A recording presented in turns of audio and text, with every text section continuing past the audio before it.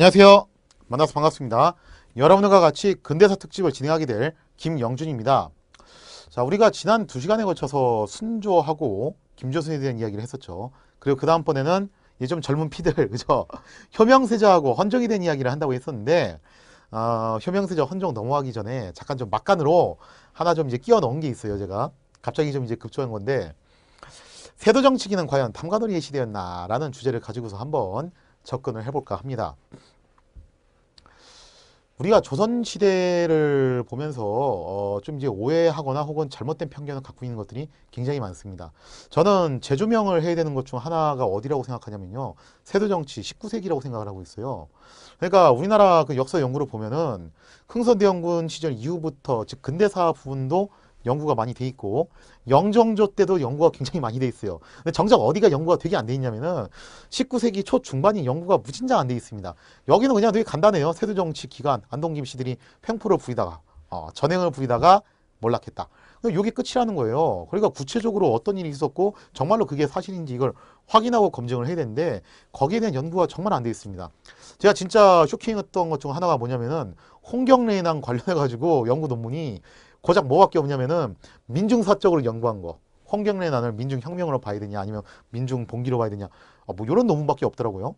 홍경래 난에 대한 성격에 대한 문제만 나와 있는 거지 홍경래 난을 진압한 데 있어서 관군이 사용했던 전술은 뭐고 물자 동원은 어느 정도 했고 그리고 요게 이제 당시 정치권에서 어떤 식으로 받아들여졌고 또 당시 또 지역사회에서는 또 이제 어떤 식으로 여기 또 받아들였고 요렇게 좀 입체적으로 구조적으로 그렇게 본 논문이 잘 없어요. 홍경래 난만 보더라도 이거는 세도정치 전반 구간에 걸쳐서 나와 있는 문제점 중 하나입니다. 그래서 제가 이걸 좀 기획하게 됐던 이유는 뭐냐면요. 제 이제 페이스북 친구 중 한 분인데 실제로 만난 적은 없는 분이에요. 이분이 이제 해양 조선업에 대해서 굉장히 관심이 많은 분입니다. 자, 실명 거론은 안 하겠습니다. 최근에 이제 제 강의를 좀 많이 보신다고 하시더라고요. 그러면서 이제 어쩌다가 이제 한번 페이스북에서 서로 이제 토론을 하게 됐는데 다시 재조명을 해야 될 재평가를 해야 될 구간이 어디냐라고 했을 때 요분은 이제 어디를 제시를 하셨냐면은 정조 그리고 조광조를 제시를 하시더라고요. 그래서 조광조하고 정조 두 사람은 너무 거품이 많이 꼈다. 과대평가돼 있다. 그래서 제가 이제 거기에 대해서 나름 이제 설명을 해드렸죠. 이런 이유 때문에 조광조도 나름 훌륭한 인물이었고 정조도 꽤 훌륭한 왕이었다. 동시대에 이제 살았던 다른 왕들에 비하면 꽤 괜찮은 왕들이었다. 그리고 저는 이제 개인적으로 재평가를 해야 되는 부분이 어디라고 생각하냐라고 했을 때 저는 어디로 얘기를 했냐면은 세도정치로 얘기를 했습니다. 세도정치를 다시 재평가해야 된다라고 봤는데 자세한 설명은 제가 여기서 이제 하기로 했기 때문에 제가 그 자리에서 자세한 설명 안 했어요. 왜 그러냐면요. 여러분들이 세도정치를 너무 교과서적인 기술로만 외우기 때문에 세도정치 니코로 뭡니까? 부정부패죠. 그죠? 세도정치는 부정부패의 시대, 탐관오리의 시대, 춘향전에 나오는 변사도 같은 인간들, 고무군수 조병각 같은 인간들, 이런 인간들이 설치고 횡포를 부렸던 시대였다. 이 시대의 지방관리들은 다 탐관오리였고 백성들을 쥐어짜지 못해서 안달 박달이었고 안동김 씨는 무능함의 극치였다. 이게 세도정치의 기본적인 이미지인데 지금까지 여러분들이 저하고 나눈 대화를 통해서 아마 좀 감을 잡으신 분들 계실 겁니다. 내가 들었던 거하고 좀 다른 것 같은데? 순조가 그런 인물이 아니었네? 김조순도 그런 인물이 아니었네? 원래 안동김 씨도 그런 집안은 아니었구나. 좀 이런 생각을 가지신 분들도 계실 거예요. 그럼 요 문제도 우리가 한번 다시 생각해 봐야 돼요. 과연 세도정치 기간은 탐과 놀이의 시대였는가?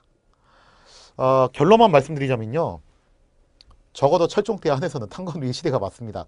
제가 말했잖아요. 그죠? 그때가 가장 진짜 최악의 병폐가 일어났던 시기라고요. 그런데 탐관 오리가 될 수밖에 없었던 이유를 얘기를 하자면요. 크게 두 개예요. 하나는 개인적인 인성 수준 문제. 그게 있고 또 하나는요. 개인적인 인성 수준 문제가 아니라 국가의 구조적인 시스템 문제도 있었다는 거예요. 저는 좀 후자 쪽을 좀 얘기를 해보려고 하는 거거든요. 개인적인 인성 수준 가지고서 얘기를 하면 어느 시대는 없겠어요. 그죠? 태평성대라고 말하는 시대에도 다 그런 인간은 있어요. 그래서 이거는 뭐 어떻게 할 수 없는 부분이고 우리가 초점을 대는 건 이거예요. 구조적인 시스템으로 인해서 탕관오리가 만들어질 수밖에 없다면은 그 나라는 망할 수밖에 없다는 겁니다. 그래서 조선이라는 나라가 왜 망했는가는 저는 항상 그렇게 보고 있어요. 구조적인 한계, 시스템의 한계, 그리고 그 시대 사람들이 가지고 있었던 사고방식의 한계 때문이다. 단순히 뭐 부정부패 뭐 이런 것도 나라가 망하게 되는 원인이지만 결과적으로 그 사람들이 왜 부정부패를 저지를 수밖에 없게끔 만들었는가를 우리는 한번 되짚어볼 필요가 있다는 거죠. 문제의 근본적인 것을 진단을 하고 그걸 찾아내는 것이 역사학의 묘미가 아닌가 저는 그렇게 생각을 하고 있습니다. 자, 탕거놀이 이야기를 하려면요. 일단 조선시대 세금 얘기를 안 할 수가 없어요. 뭐 삼정문란 하면 다 세금 문제죠. 그죠?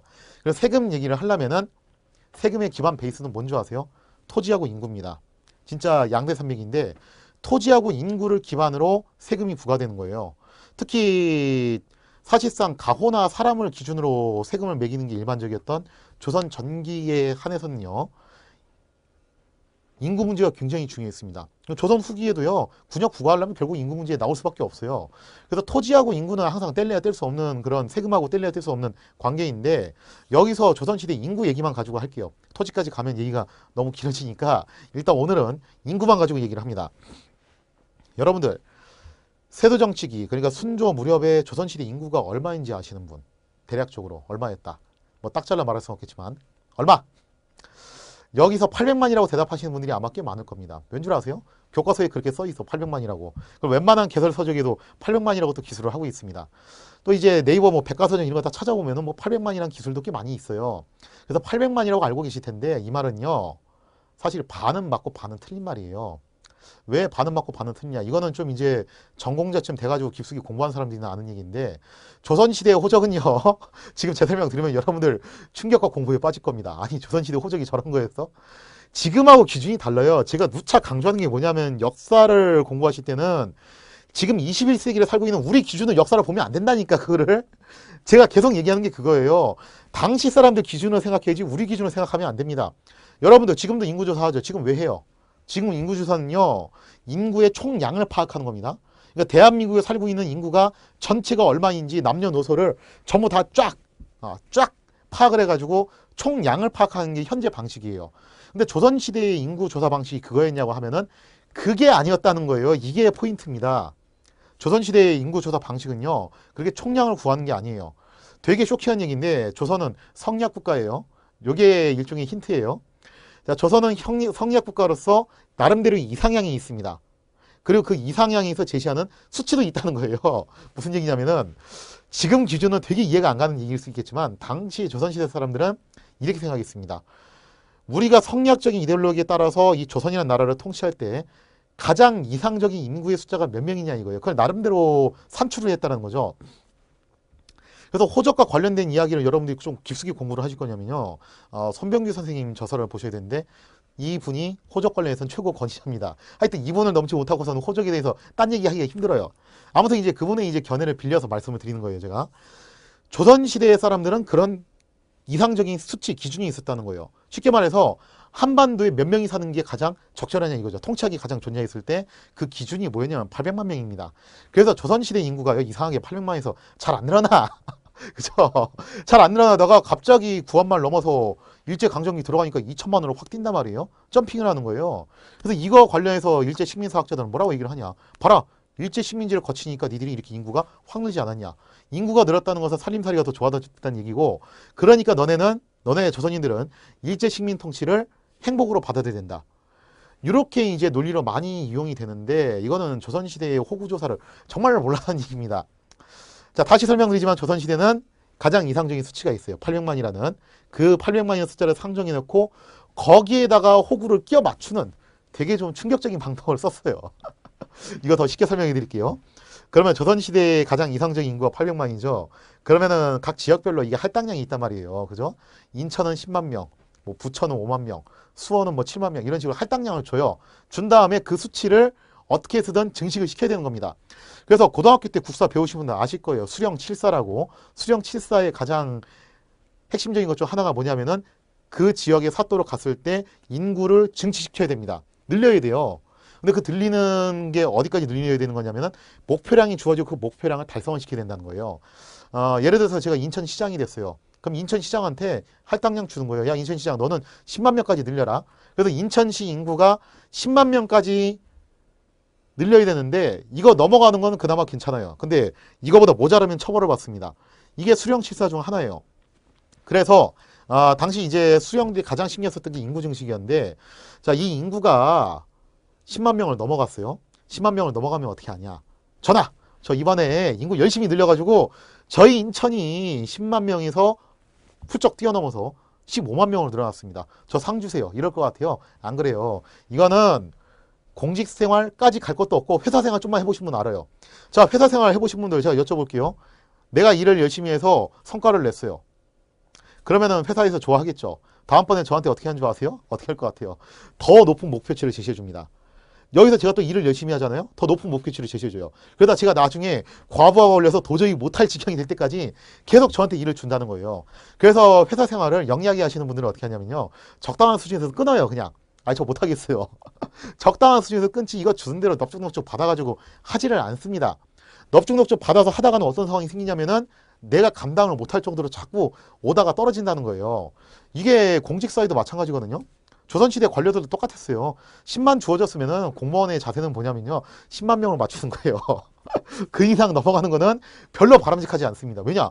인구가 많이 늘어났다는 것은 거기에 해당하는 뭐가 늘어난다는 거냐면 세금이 늘어난다는 거예요. 결국에는.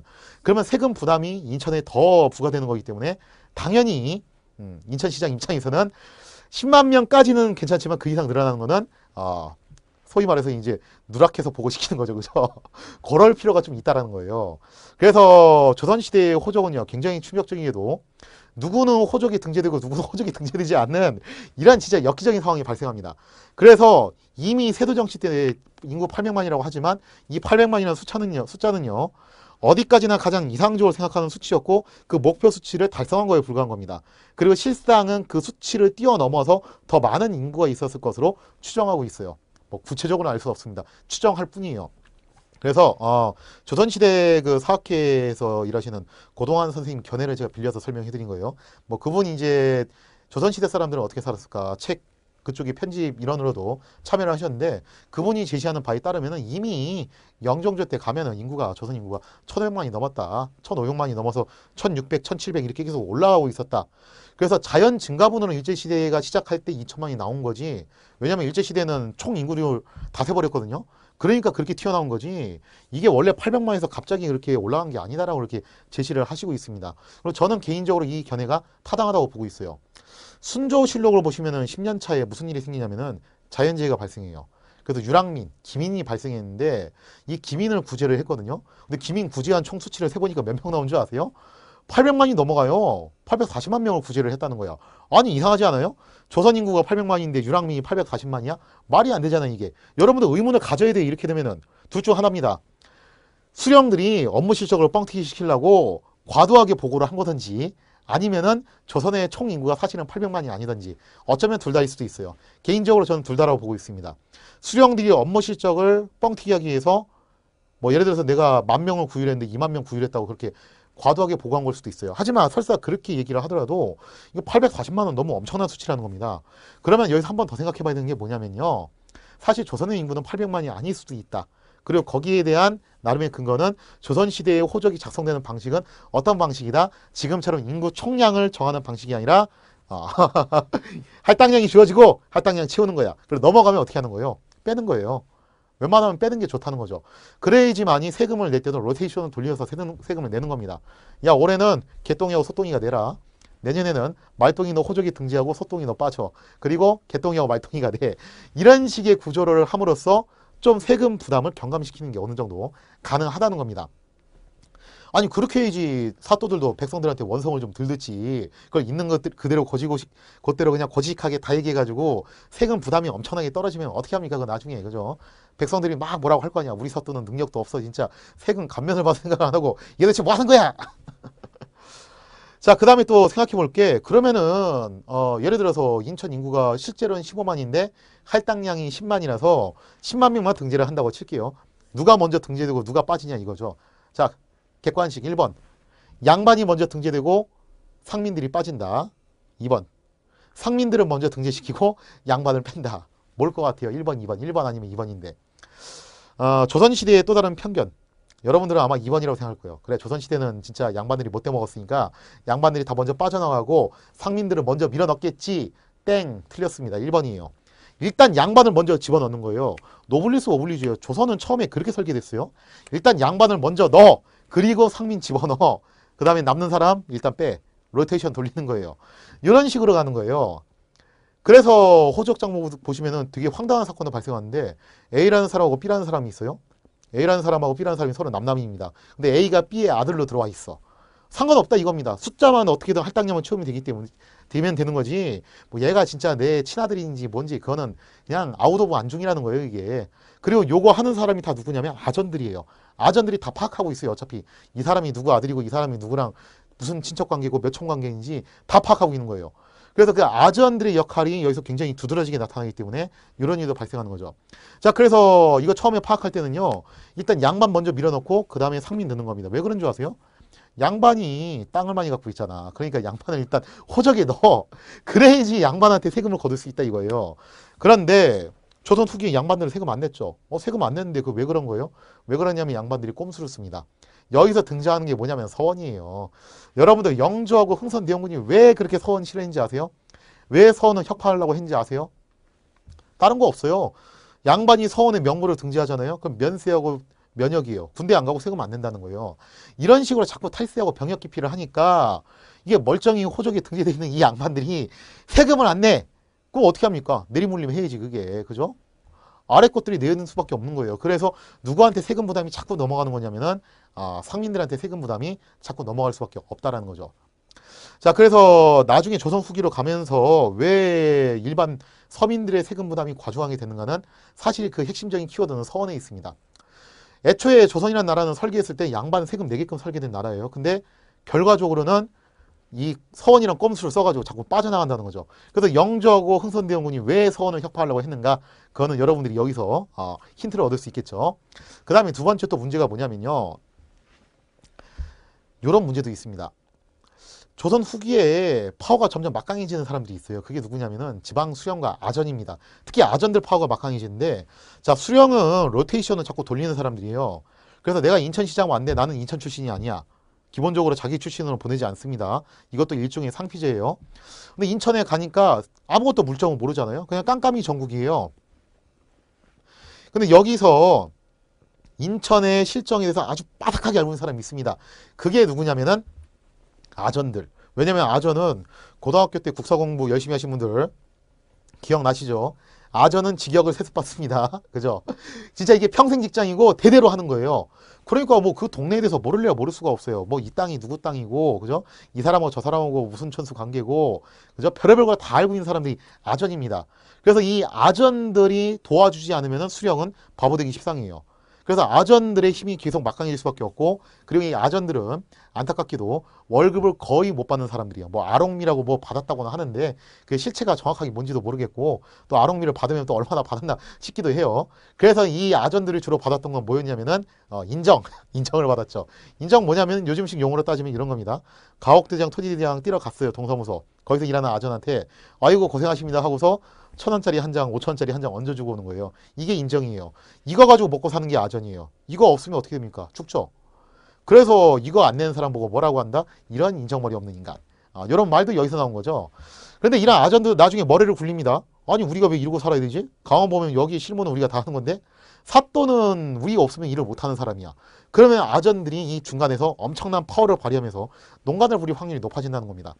그러면은 여기서 구조적인 시스템을 생각해 봐야 되는데 일단 아전의 횡포 굉장히 크다는 거예요. 아전이 왜 횡포를 부렸냐 했을 때 아전한테 어떻게 했기 때문에 제대로 된 월급을 주지 않았다는 거예요. 즉 복리후생 이런 것들이 제대로 안 돼 있다는 겁니다. 조선에서는 이렇게 생각했어요. 아전들에게 세금을 월급을 그렇게 줄 필요가 없다. 그러면 국가 재정도 아낄 수 있고 뭐 지역 봉사 차원에서 아전들한테 그렇게 시키면 되지 않겠냐.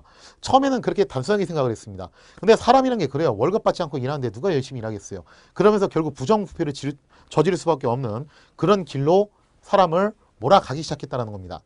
그러니까 이 조선의 시스템을 놓고 보면은 지나치게 청렴함, 검섬을 강조하다 보니까 결국 어떻게 된 겁니까?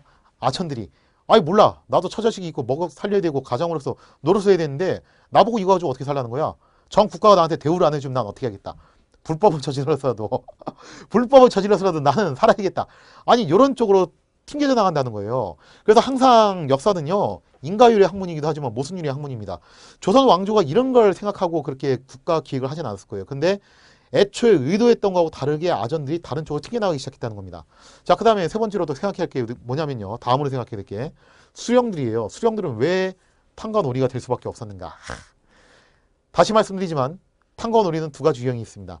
인성 수준이 진짜 못돼 먹어서 요 케이스는 제가 조금 이따 설명해 드릴 거고, 두 번째 케이스. 두 번째 케이스는 뭐냐면은, 구조적으로 사람을 그렇게 몰아간 케이스도 있어요. 그게 뭐냐면은, 세금 얘기는 제가 나중에 한번 좀 더 자세하게 했으면 좋겠는데, 간단하게만 설명드리자면은, 조선 후기에는 대동법, 균역법 이런 법들이 만들어지죠. 굉장히 훌륭한 법이에요. 이 법들의 공통점은 뭐냐면은, 부자 증세, 서민 감세입니다. 그리고 국가 전체적으로 봤을 때는 감세 정책이에요. 조선 후기는요, 성리학적인 이데올로기에 따라서 지속적인 감세 정책이었습니다. 왜냐하면 백성에게 부담을 주지 않는 그런 세금 정책이 가장 이상적인 정책이라고 본 거예요. 쉽게 말해서 적게 걷고 적게 쓰자 이 얘기예요. 국가가 절약하고 검소하게. 나쁜 의도는 아니었어요, 정말로. 자, 그래서 계속 감세 정책을 썼더니 이런 상황이 생깁니다. 감세된 세금 중에서 일단 중앙정부가 먼저 가져가요. 그리고 남는 걸 지방정부한테 주는 거야. 그래서 중앙정부는 그럭저럭 재정을 유지를 시켰는데, 문제는 지자체들이 문제가 생긴 거예요. 이때 뭐 지자체가 아니죠, 그죠? 지방정부들이 문제가 생긴 겁니다. 지방정부도 나름 그 유지에 필요한 재정이 필요한데, 중앙정부가 먼저 왕창 떼간 다음에 남은 그 부스러기들만 자기한테 주니까, 이거 운영이 안 된다는 겁니다. 그러면은 지방정부도 제대로 된 재정 운영을 하기 위해서 어떻게 해야 돼요? 어쩔 수 없이 세금을 부당하게 더 거둘 수밖에 없는 구조가 또 만들어진다는 거예요. 그러면서 탐관오리가 탄생하는 겁니다. 그러다가 어떻게 하는 거예요? 나중에는 나중에 내목도 좀 챙기고, 그러면서 이걸로 이제 와류도 바치고, 그러면서 이제 또 승진도 하고, 이렇게 계속해서 조금씩 나쁜 쪽으로 발전을 해 나가게 되는 건데, 그 처음 단초는 뭐였냐면은 진짜 나쁜 의도가 아니었어요. 백성들의, 서민들의 고통을 경감해 주겠다는 차원에서 감세 정책 해준 거였어요. 근데 이게 화근이 된 겁니다. 중앙 재정과 지방 재정 사이에 격차가 벌어지면서 지방 정부들이 다 어떻게 한 겁니까? 지방에 있는 사또들이 우리는 이렇게 해서는 재정 운영이 안 된다. 근데 중앙 정부가 해결해 줄 기미가 안 보이니까 스스로 독자적인 해결을 하는 거죠. 그 독자적인 해결은 간단해요. 무명 잡세 걷고 황고 고리대금 하고 쥐어짜는 겁니다. 그러면서 아전도 중간에 챙겨 먹고, 나중에 이제 아전들이 우리 좀 잘 좀 봐주십시오 하고서 수령한테 또 챙겨주고 서로 이제 밀어주고 땡겨주고 하면서 오고 가는 떡값 속에 싹 트는 전후회라고, 부정부패가 만연하는 지경에 이르는 그 계기가 사실 어디에 있었다? 바로 감세 정책이 있었다는 겁니다. 이게 역사의 모순율이에요. 아마 진짜 상상도 못했을 겁니다. 우리는 정말 나쁜 의도로 한 게 아니었는데 이게 나쁜 결과가 나와버린 거예요. 최종적으로는. 이거는요, 현대 사회에서도 나타나는 문제점입니다. 예를 들자면 뭐 이제 가장 이슈가 됐던 것 중 하나가 이런 거였죠. 무상급식 문제를 가지고서 중앙정부는 지자체가 알아서 해라. 그 다음에 지자체는 뭐라고 합니까? 지자체 재정으로는 이거 알아서 못한다. 중앙정부가 좀 도와줘야 된다.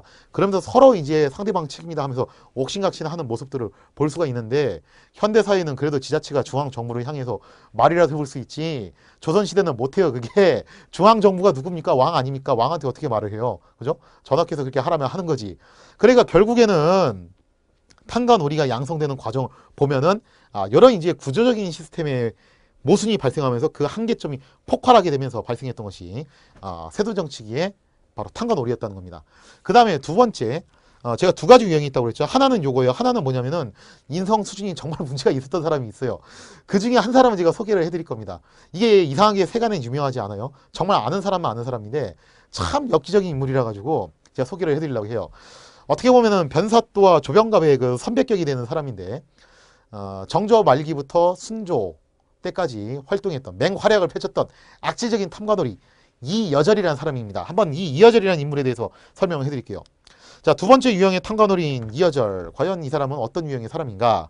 자, 이여절을 얘기를 하자면요, 이 사람이 정조 19년에 창원 군수로 있었어요. 그러다가 결국에는 사고를 칩니다. 어떤 사고를 쳤냐? 이여절이 잘하는 게 있어요. 잘하는 게 뭐였냐면은 바늘도둑을 소도둑으로 둔갑시키는 기적의 논리, 이걸 굉장히 잘했습니다. 아니, 생사람 붙잡아 놓고 일단 매우 쳐라 하는 거예요. 야, 너 뭐 훔쳤어? 저는 바늘을 훔쳤는데요. 매우 쳐라. 너 뭐 훔쳤어? 저 바늘 훔쳤어요. 매우 쳐. 너 뭐 훔쳤어? 저 바늘이 아니라 소를 훔쳤습니다 하고 고문에 못 이겨서 사람이 허위자백을 하게끔 만드는 그 능력이 정말 특출났던 사람이 바로 이여절이었어요. 이 사람이 이렇게 사고를 치다가 결국에는 대형 사고를 쳐버렸는데, 수원 군수로 있으면서 이런 식으로 생사람 잡다가 몇 명을 죽였냐면은 25명을 장사를 시켜버립니다. 난리가 났죠. 결국엔 이게 들통이 났어요. 감사가 가서 요거 다 밝혀낸 겁니다. 자, 그러면서 이여절이 처벌을 받았어요. 유배를 당한 거죠. 근데 이 이여절이라는 사람이 재밌게도 순조 1년에 또 등장을 해요. 그러니까 유배를 당했다 다시 풀려난 겁니다. 풀려나서 또다시 이제 어디 사또 자리를 맡고 있었는데, 그때 무슨 일이 있었냐면요, 순조 1년에 신유 박해라는 천주교 박해가 있었습니다. 그리고 신유 박해의 연속 콤보로 황서영 백서 사건이라는 게 있었죠. 당시 이제 신유 박해 때 죽었던 정약용의 동생 정약종, 이 사람 천주교 신자였죠. 정약종이 죽었는데 그 정약종의 사위가 황서영이라는 사람이었어요. 당연히 황서영도 천주교 신자였고 수배 대상이었습니다. 그래서 황서영이 도망을 다니고 있었고 당시 전국적으로 수배령이 떨어져서 황서영을 체포하려고 있었어요. 자, 그러다 나중에 결국 황서영이 체포가 됐었는데 그 황서영이 품에 안고 있었던 편지가 있었죠. 그 편지 내용이 뭐였냐면은 북경에 있는 프랑스 신부한테 전달을 하려고 했던 편지였는데 그 편지 내용이 뭐였습니까? 프랑스가 군대를 동원해서 조선 정부를 압박해가지고 천주교가 인정받을 수 있게끔 신앙의 자유를 누릴 수 있게끔 해주십시오라는 그런 쇼킹한 문건이 나왔죠. 이게 바로 황서영 백서 사건입니다. 자, 어쨌든 이 황서영 백서 사건 때 이어절이라는 인간이 또 사고를 쳐요. 어떻게 사고를 치냐. 잘하는 게 있잖아요, 자기가. 그죠? 하여튼 이어절이 요즘 시대에 태어났으면 남산에서 맹활약을 했을 텐데, 그죠? 아무튼 간에 이 이어절이 또 맹활약을 합니다. 자기 동네 고을에서 천주교를 믿으면서 황시성을 가진 사람. 참고로 제가 말한 노른쟁이가 바로 여기에요. 천주교를 믿으면서 황시성을 가졌어요. 잘 들어, 노른쟁이. 네 조상 얘기야. 같은 황씨인지 내가 모르겠지만. 자, 아무튼 간에 황씨이면서 천주교를 믿는 사람을 체포해서 놓고 아주 모질게 고문을 가한 거예요. 야, 네가 황서영이지? 아닌데요. 야, 저놈의 주리를 틀어라. 네가 황서영 맞지? 아닌데요. 저놈의 주리를 틀어라. 너 황서영 맞지? 예, 제가 황서영이 맞습니다. 이러면서 아니 뭐 생사람을 황서영을 만들어가지고 보낸 거예요. 황서영 잡았습니다 하고. 근데 이게 웬걸 진짜 황서영이 잡힌 거예요. 그러면서 이어절이 또 옛날에 그 못된 짓을 했다는 것이 그걸 다시 한번 또 했다는 것이 들통이 난 거죠. 그래서 정순왕후가 이때 수렴청정했는데 너무 화가 난 거예요. 뭐 저런 인간이 다 있나 싶은 거죠. 당시 정순왕후가 얼마나 화가 난지 한번 살펴볼게요. 대왕대비가 하교하기를, 여기서 말하는 대왕대비가 바로 정순왕후입니다. 선조, 여기서 말하는 선조는 조선의 14대 임금 선조를 말하는 게 아니라 압대왕을 말하는 겁니다. 즉 정조죠. 선조 때 지극히 정성스럽게 백성을 사랑하였던 이런 귀신도 가문시킬 수 있는 일이었는데 오늘날 수토하는, 즉 영토를 지키는 지방 수령을 말하는 거죠. 신하가 된 자로서 진실로 인심이 있다면 절반이라도 근심을 나누는 도리를 생각하는 것이 마땅할 것인데도 저 이어절은 선조 때 재생시켜준 은혜는 전혀 생각하지 않고, 여기서 말하는 재생은 무슨 말이냐면은 이어절이 이미 창원 구수 때 사고를 쳤죠. 그래서 귀양 보냈다가 봐줬다는 거예요. 그거 얘기하는 거예요, 그 재생. 그러면 정신 차리고 똑바로 해도 모자랄 놈이 이게 또 사고 쳤어, 그 얘기하는 거죠. 은혜는 전혀 있고 조정에서 측달해야 하는 뜻을 생각하지 않았으니 다만 은혜를 갖기 위하여 전력을 다하고 군명에 은하여 그 뜻을 백성에게 선양하는 방도를 생각하지 않은 것뿐만 아니다. 관직이 있은 지 오래되지 않아 백성을 학대하는 것만을 전적으로 일삼아 불법을 한 짓이 방지하게 행하고 새로운 법을 만들어 내어 백성의 재물을 차츰 침범하여 약탈함에 있어서 이르지 않는 곳이 없었으므로 허다한 백성들이 가난하고 의지할 곳이 없어서 정처 없이 떠돌아다니게 되어 촌료가 거의 텅 비게 되었다 하니. 그러니까 이어절의 죄상을 쭉 늘어나는 거죠. 너 이 진짜 아니 이게 그래 사고 치고서 귀양 갔다 왔으면 정신 차리고 똑바로 해야 될 거 아니야. 너 보고 지금 이런 짓 하라고 한 거야? 그렇게 탕가놀이 짓이나고 말이야. 그죠? 지금 정순왕후가 무지하게 질책을 하는 겁니다. 도신의 장본을 보고부터, 여기서 말하는 도신은 감사를 말하는 거고 장본은 당연히 이제 감사의 장계를 말하는 거죠. 보고부터 낮으로는 식사를 전폐하고 밤으로는 잠을 잊었다. 내가 네가 한 짓이 너무 충격적이라 가지고 잠도 못 자고 밥도 못 먹겠다. 지금 그렇게 한탄하는 겁니다. 불쌍한 우리 백성들이 무슨 허물로 이 지경에 이르는가. 그의 죄상을 논하건대 쭈르륵 하면서 경전을 따라 엄영한 뒤 절도에 제 평생 동안 충분하도록 이로 인하여 하교한 것이 있었다. 즉 이어절에는 처벌이 뭐였냐면은 절도, 외진 섬 쪽에 가서 수군으로 충군시켜가지고 거기서 평생 썩으라는 겁니다. 이렇게 처벌을 내리면서 일단락 짓게 되었어요. 그래서 이런 부분을 보면요, 정순왕후 같은 인물을 우리가 다시 재평가해야 되는 게 이런 거예요. 절대 정순왕후 권력의 화신도 아니었고 그게 뭐 무개념도 아니었어요. 이렇게 당시 민생을 생각하는 마음도 어느 정도 있었고 탕가놀이를 엄격하게 징벌하려는 마음도 있었습니다. 그리고 이거는 원래 누구의 유지였냐면 정조의 유지였어요. 그래서 사실 정순왕후하고 정조의 사이가 나쁜 사이가 아니라 악어새와 악어의 관계였다는 게 이런 거예요. 정조가 하려고 했던 정치액의 상당 부분은 누가 계승했냐면은 정순왕후가 계승을 한 겁니다. 그래서 이어절을 지책할 때 뭐라고 했냐면은 선왕께서 백성을 사랑하는 마음이 그렇게 지극했는데 이게 선왕의 은혜를 입었다는 신하가 한번 봐줬으면 정신을 차려야지. 이게 도대체 뭐 하는 거야? 부끄러운 줄 알아야지. 그 얘기하는 겁니다. 그러면서 정순왕후에서 처벌을 받았던 이여절. 마지막에 뭐라고 했죠? 평생 동안 충군하라고 했죠. 영원히 넌 아웃이다라고 했는데 요게 문제입니다. 영원히 아웃인 줄 알았는데 이게 웬걸? 갑자기 순조 후반부로 가면서 뭐 8년쯤 가니까 이여절 이름이 또 나와요. 그러면서 이 친구가 뭐 하고 있냐면 이번에 전주무사를 하고 있어 또. 아, 나 진짜. 아니 승진해서 어떻게 된 게 그리고 난 다음에 나중에 순조 22년 되면 이여절 이름이 또 나옵니다. 뭐 하고 있냐면은 전라 좌수하고 있어요. 수군 제도까지 올라왔어. 아니 승진하고 있어요. 그리고 이 사람 이름 왜 나온 줄 아세요? 사고 쳐서 나온 거예요. 그것도 또. 그러니까 패턴이 이렇습니다. 사고를 쳤어. 막 경로를 해. 처벌을 했어요. 보통 처벌은 귀양입니다. 근데 얼마 후에 은근슬쩍 풀려나요. 그리고 다시 또 관직 생활을 하고 있어요. 생활을 한 정도가 아니라 오히려 승진해 있다는 거예요.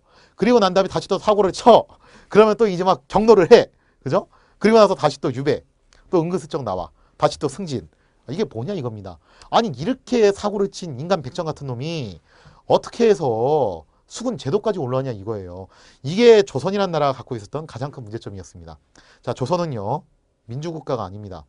국민에 의한, 국민을 위한 나라가 아니라 누구를 위한 나라이냐면요.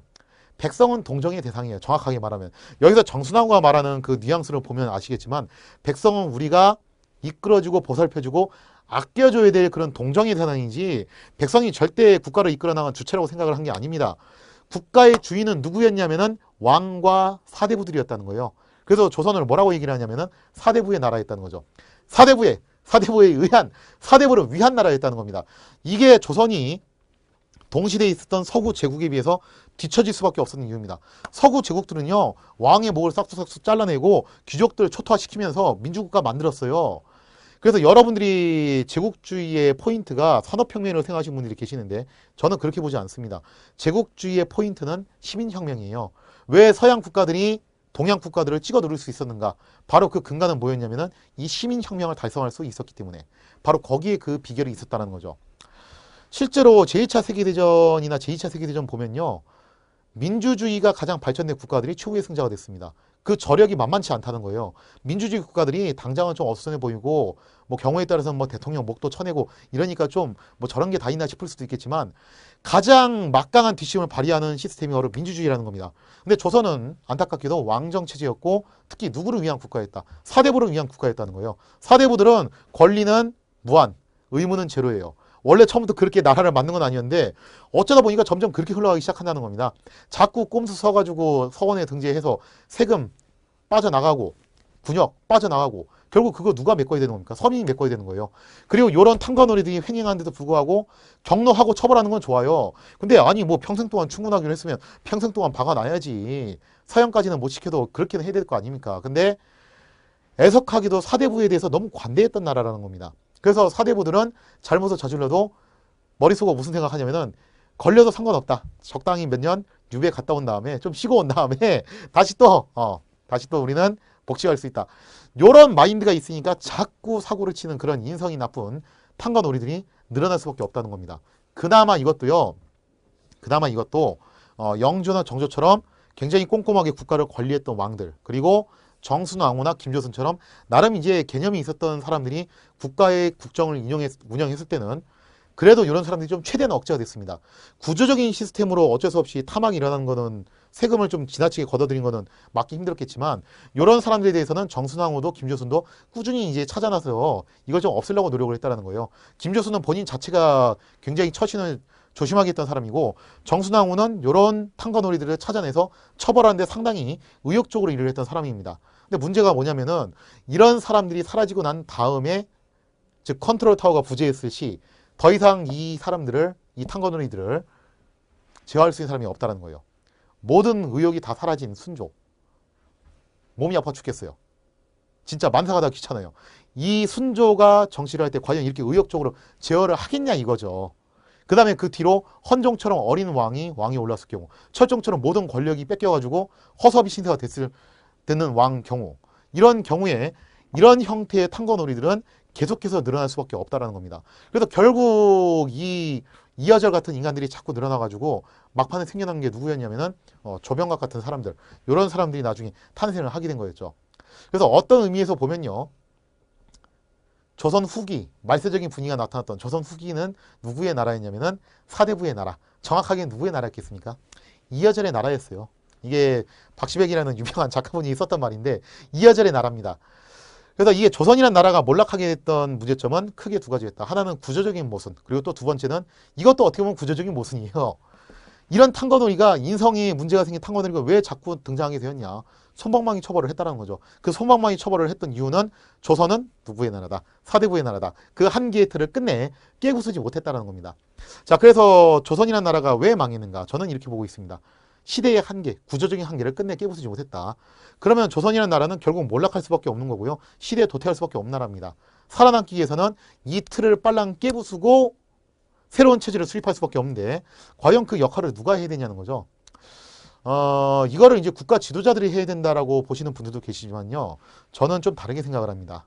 저는 서양 국가들의 사례를 놓고 봤을 때 이거는 누가 해야 되냐면은 민중이 해야 된다고 보고 있어요. 당시 민중들이 깨어난 의식을 가지고 서구와 마찬가지로 그런 시민혁명이라는 것을 토대로 새로운 민주국가를 탄생시키지 못하면 조선이라는 나라는 끝내 도태될 수밖에 없지 않았을까라는 개인적인 견해를 한번 이야기를 해봅니다. 자, 이렇게 해서 오늘 좀 막간으로요. 과연 조선 후기는 탐관오리의 시대였는가, 거기에 대한 이야기를 한번 다뤄봤고요. 다음 시간에는 약속했던 대로 효명세자 그리고 환종 두 명의 어린 왕들에 대한 이야기를 다뤄보도록 하겠습니다. 자, 이 시간 이야기 마치도록 하겠습니다. 감사합니다.